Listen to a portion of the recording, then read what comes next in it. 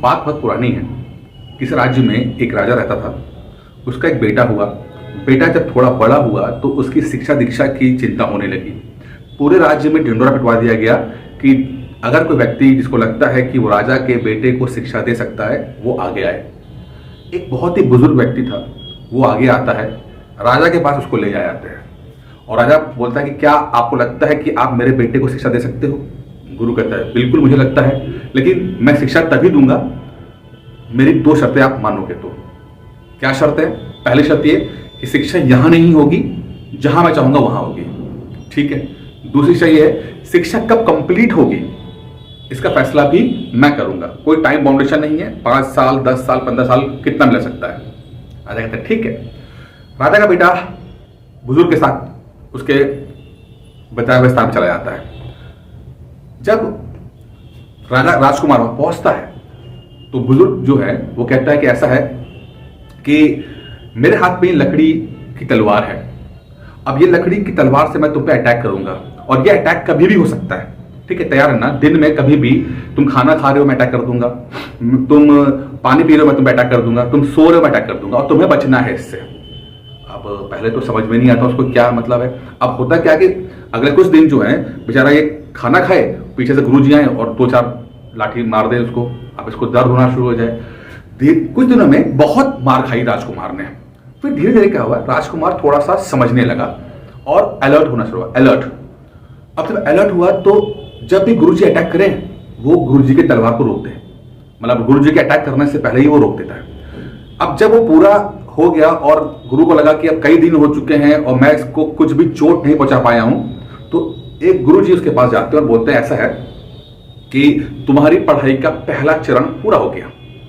मैं तुम पे जब भी अटैक किया तुम्हें दिन में, तुमने अपने आप को बचा लिया, तो पहला स्टेप जो है वो कंप्लीट हो गया, तुम पास हो गए हो। अब तुम यहाँ पर होश में आ चुके हो, मतलब कि तुम अब जब भी तुम पढ़ाई करते हो तुम होश में रहते हो, तुम जब खाना खाते हो तुम होश में रहते हो, ठीक है। ये पहला स्टेप कंप्लीट हो गया। लेकिन अब यहीं से तुम्हारा दूसरा स्टेप शुरू होता है। दूसरा क्या स्टेप है कि जो अभी तक तुम दिन में करते थे, अब मैं तुम पे रात को जब तुम सोओगे तब तुम पे अटैक करूंगा। राजकुमार कहता है ये क्या मतलब है, रात को सोते समय कौन अलर्ट रह सकता है? कहते नहीं होगा। अब राजकुमार सोए, गुरुजी कभी भी रात को 2 बजे 3 बजे 4 बजे आए और डंडे से उसको तलवार से उसको मारे। अब पहले तो समझ ही नहीं पाए क्या हो रहा है क्या नहीं हो रहा है, कैसे बचे समझ नहीं आ रहा। व्यक्ति सो रहा है और ये दरवाजा खोल के इसको मार के चले जाए। लेकिन धीरे धीरे क्या हुआ, राजकुमार की अलर्टनेस बढ़ने लगी, वो अलर्ट ज्यादा होने लगा। और अब गुरुजी जब अटैक करते थे वो कहीं ना कहीं कॉन्शियसली वो पकड़ लेता था उनको, अलर्ट हो गया। मतलब सोते समय भी वो इतना अलर्ट हो गया कि अब गुरुजी जब उसको तलवार को मारते थे वो बच जाया करता था। अब ऐसा कई दिन चला और एक दिन गुरुजी उसको बुलाते हैं, कहते हैं कि देखो मैं कई दिन से रात को प्रयास कर रहा हूं लेकिन तुम बच जा रहे हो। इसका मतलब यह है कि तुम्हारी अलर्टनेस जो है वो उस लेवल पे आ गई है कि तुम सोते समय भी अपने आप को बचा पा रहे हो। पहले तो यह था कि तुम जब खाना खा रहे थे दिन के वक्त तो बचा पा रहे थे, अब तो तुम सोते समय बचा पा रहे हो। अब तुम्हारा सेकंड स्टेज कंप्लीट हो गई है। अब यहीं से तुम्हारी थर्ड स्टेज आएगी। थर्ड स्टेज क्या है कि अभी तक तो मैंने लकड़ी की तलवार से तुम पे अटैक किया, लेकिन अब मैं तुम्हें असली तलवार से अटैक करूंगा। असली तलवार से। अभी तक तो खाली तुम्हें चोट लगती थी, हड्डी में दर्द हो रहा, अब तलवार से तुम्हारी जान भी जा सकती है। जो स्टूडेंट था, राजकुमार था, इस 2 चरण को पूरा करते ही अब उसके अंदर एक नई कॉन्शियसनेस आ चुकी थी। वो अलर्टनेस का लेवल क्रॉस कर चुका था। उसने कहा था कोई चिंता नहीं है, अगर मैं लकड़ी की तलवार से बच सकता हूं तो मैं असली तलवार से भी बच सकता हूं। अब मेरे अंदर उतनी अलर्टनेस आ चुकी है। अब बात असली तलवार और नकली तलवार की है ही नहीं, अब बात अलर्टनेस की है और मैं वो क्रॉस कर लिया है। गुरुजी जब भी उस पर अटैक करें वो बच जाए, सोते समय मारे तो बच जाए, दिन में खाना खाते में मारे तो बच जाए। और असली तलवार मतलब कि एक भी चूक हुई तो राजकुमार मर सकता है। उसके बावजूद भी राजकुमार का अलर्टनेस इतनी ज्यादा रही कि कभी भी उसको नुकसान नहीं हुआ। कुछ दिन ये सिलसिला चला और एक दिन गुरु उसके पास आते बोलते हैं कि ऐसा है कि तुमने स्टेज 3 की पार कर ली है और मुझे बहुत खुशी की बात है, लेकिन अब स्टेज 4 है जो अंतिम स्टेज है, उसके बाद तुम्हारी पढ़ाई पूरी हो जाएगी और वो मैं बताऊंगा तुम्हें बाद में। ठीक है, बाद में बताएंगे। अब कुछ दिन ऐसे चल रहा होता है। अभी स्टेज 4 के बारे में कुछ भी जानकारी नहीं बताई होती है गुरु ने राजकुमार को। अब रोजमर्रा का जीवन चल रहा होता है, तो एक दिन गुरु जी कहीं पर दूर बैठे होते हैं और ध्यान लगा रहे होते हैं। जो राजकुमार होता है वो अपना नॉर्मल जो काम होता है वो कर रहा होता है। अब कुछ काम के सिलसिले में वो गुरु जी के पास जा रहा होता है, देखता गुरु जी जो है दूर से कुछ बैठे हुए हैं, आराम कर रहे हैं। अब इसके मन में एक विचार आता है। विचार क्या आता है कि ये बंदा जो है मुझे बहुत अलर्ट रहने के लिए शिक्षा देता था, क्या ये सिर्फ शिक्षा ही देता था कि खुद भी ये अलर्ट रहता है? अगर मैं तलवार से इसको ट्राई करूं, मार के देखूं कि ये खुद भी अलर्ट है या सिर्फ मुझे ही ज्ञान देता रहता था कि तुम अलर्ट हो कि नहीं हो जाओ। ट्राई करके देखते हैं, गुरु को टेस्ट करते हैं कि गुरु भी अलर्ट है कि नहीं है। अभी इसने सोचा ही था कि गुरु तुरंत चिल्ला देता है वहां से, अरे भाई प्लीज मारना नहीं यार, बूढ़ा आदमी हूं, बहुत दर्द होगा, बहुत दिनों तक दर्द रहेगा, प्लीज मारना नहीं। राजकुमार कह रहा है कि यार अभी मैंने जस्ट सोचा है कि मैं गुरु जी का टेस्ट लूंगा, लेकिन गुरु जी को पता कैसे लग गया? आता गुरु जी के पास, गुरु जी मैं तो अभी सिर्फ सोचा था और आपको पता कैसे लग गया? गुरु बोलते हैं कि यही अंतिम चरण है कि जब अलर्टनेस इस लेवल में पहुंच जाए कि आप जो सोच दूसरा व्यक्ति सोच रहा है वो ही आप भी महसूस कर पाओ, ये आपकी अलर्टनेस का एक्सट्रीम लेवल है। ये दिखाता है कि आप कितने कॉन्शियस हो सके हो, कितने जागरूक हो, कितने जागे हुए हो। अन्यथा आज के टाइम पर आप देखोगे कि लोग जो हैं उनको लगता है तो है वो जागे हुए हैं, बट वो जागे नहीं होते हैं। अगर आज को लेकर आए कहानी में, आप देखोगे कि या तो आप लोग अपनी पास्ट में सोच रहे हो या तो फ्यूचर में सोच रहे हो, बट कोई भी व्यक्ति जो है वो प्रेजेंट में है ही नहीं। आपको लगता है कि आप जब ये वीडियो देख रहे हो तो भी बहुत सारे थॉट्स आपके चल रहे हैं, या तो आप अपनी जो पास्ट है उसके बारे में सोच रहे हो या जो फ्यूचर में आप क्या करोगे उसके बारे में सोच रहे हो।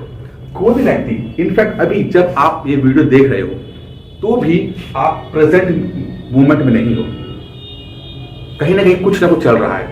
और सच्चाई ये है कि ना तो पास्ट आपका साथ है ना फ्यूचर आपके हाथ में आया है। ये दोनों ही जो है वो आपके हाथ में नहीं है। इसका आप कुछ कर सकते नहीं, ये भी आपके हाथ में आया नहीं है। जो आप कुछ कर सकते हो वो इस मोमेंट में कर सकते हो। और प्रॉब्लम ये है कि इस मोमेंट में भी आप एब्सेंट हो। इस मोमेंट में जो आपके हाथ में है, जो पल आपके हाथ में है, उसमें भी आप एब्सेंट हो। और आप सोचते हो कि सर पीसेस की तैयारी कैसे की जाए, पीसेस में सिलेक्शन क्यों नहीं हो पा रहा है। कैसे होगा भाई? आपके अंदर अलर्टनेस कहाँ है?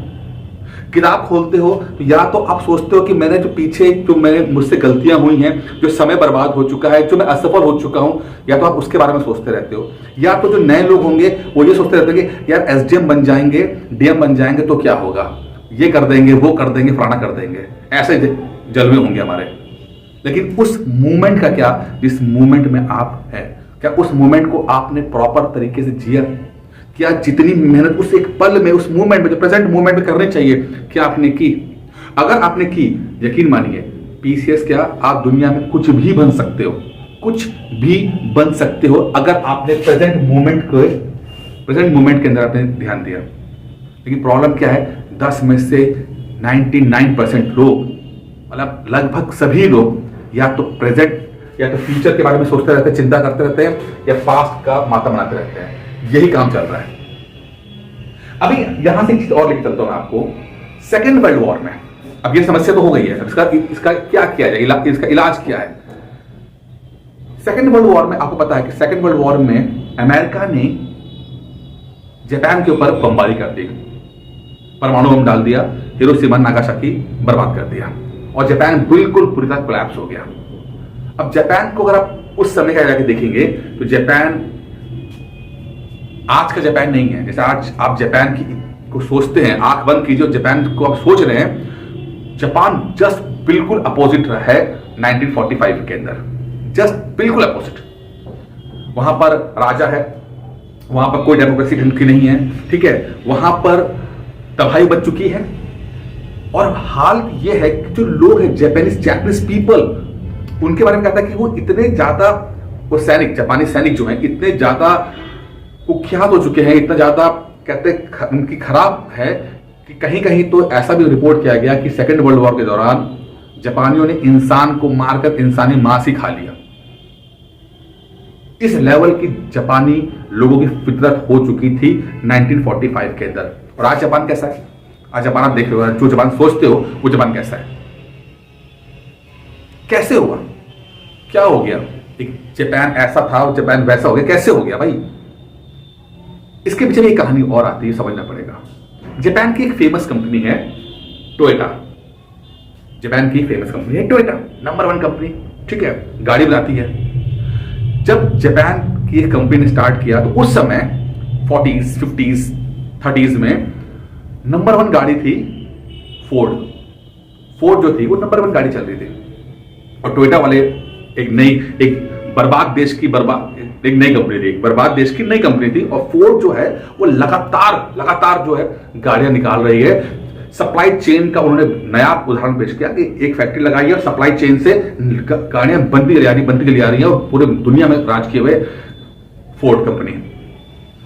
टोयोटा के पास पैसा नहीं था तो टोयोटा ने वो रास्ता अपनाया जिसने ना सिर्फ टोयोटा की जिंदगी बदल दी, टोयोटा एज अ कंपनी बदल दिया, but Japan as a society और एज अ कंट्री बदल दिया।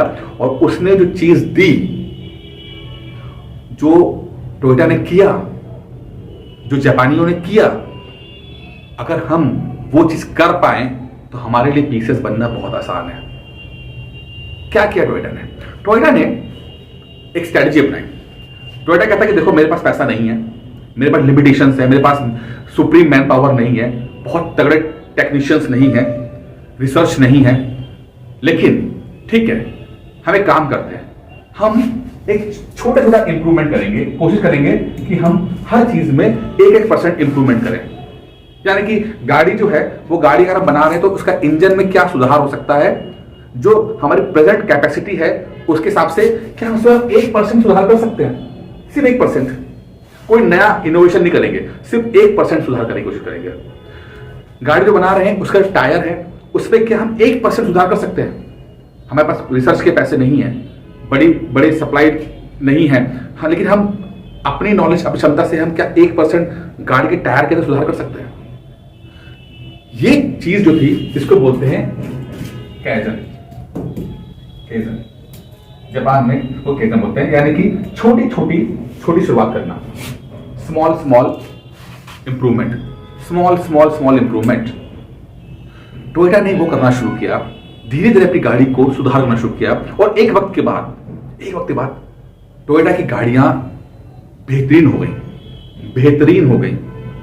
फोर्ड जो इतनी सारी गाड़ियां बना रहे थे, जब बहुत सारी गाड़ी बनाते हैं तो उसमें गलतियां बहुत निकलती हैं। कभी कोई गाड़ी का हैंडल ठीक नहीं चल रहा है, कभी गाड़ी का टायर ठीक नहीं है, कभी कुछ है, लेकिन जो टोयोटा ने बनाया और सुधार करते गए, बार इंजन सुधार करते गए और एक छोटा सुधार करते गए, एक वक्त ऐसा आया कि दुनिया में नंबर 1 गाड़ी कोई मानी जाती थी टोयोटा इसलिए फेमस नहीं है कि वो बहुत ज्यादा गाड़ी बनाती है, टोयोटा इसलिए फेमस है कि टोयोटा बेस्ट गाड़ी बनाती है, टोयोटा का इंजन बहुत अच्छा है।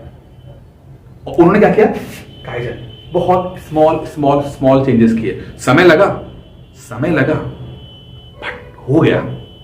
और इसी चीज ने जापान ऐसा सोसाइटी को चेंज किया। और आज जापान कहां से कहां, यानी कि जिस देश में परमाणु बम गिरा, वो देश आप देखोगे क्या ही चेंज हो गया। जब वो चेंज हो सकता है तो आप क्या नहीं बन सकते?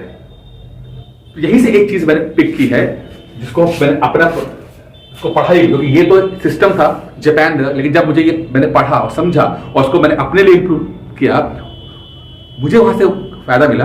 तो मैं चाहता हूं कि आप भी इस चीज को करें और आपको फायदा उठाएं। इसमें क्या है, जैसे जो लोग, ठीक है, इसको मैं बोलता हूं कैजन रीस्टार्ट प्रोसेस।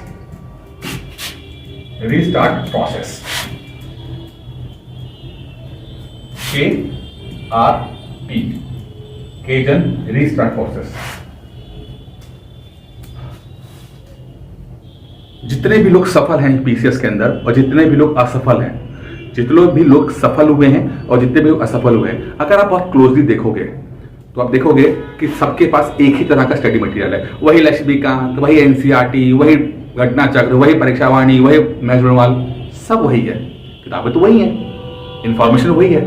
फिर ऐसा क्या हो रहा है कि सफल हो रहा है, असफल हो रहा है? आप क्यों सफल नहीं हो पा रहे हो? दूसरा सफल क्यों हो गया? कभी सोचा है क्या? कोई किताब के अंदर, कोई नोट्स में, कोई कोचिंग की वजह से नहीं। जो मटेरियल है उसको किस तरह पढ़ा है, किस तरह पढ़ा है, ये मैटर करता है। सफल व्यक्ति जाने जाने में सही प्रोसेस ये अपनाता है। क्या? वो धीरे धीरे पढ़ता है और एक कॉन्टिन्यूटी यानी कि रेगुलरिटी को मेंटेन करने की कोशिश करता है और कर ले जाता है। उसके बाद उसके लिए चीजें आसान रहती हैं। वहीं पर एक असफल व्यक्ति जोश आएगा, खूब पढ़ेगा, 2-4 दिन पढ़ा, फिर फुस, फिर 15-20 दिन निकल गए, फिर कहीं देखा वीडियो में किसी ने बोल दिया मेरा नोट्स बेस्ट है, गया उसी को ले आया।